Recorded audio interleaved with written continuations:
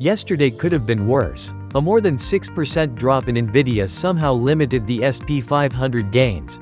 But many stocks in the SP 500 gained yesterday after the latest GDP update came in better than expected and pointed out that the US economy has grown 3% in the Q2 versus 2.8% printed earlier. The consumer spending almost doubled, as well, to 2.9% from 1.5% printed a quarter earlier. The cool down in the GDP prices was less, but core prices eased more than expected.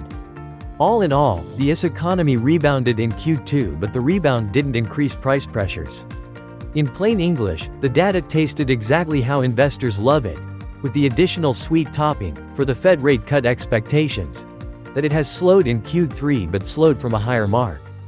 So there was reason to cheer the latest growth update yesterday. The US dollar index recovered on the thinking that the Federal Reserve will start cutting rates in September, yes. But a 50 BP cut is probably not needed straight away.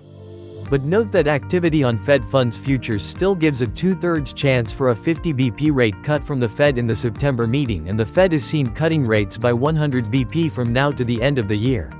A scenario that implies that we will see a sharp slowdown from the current quarter. Happily, the data is not that alarming.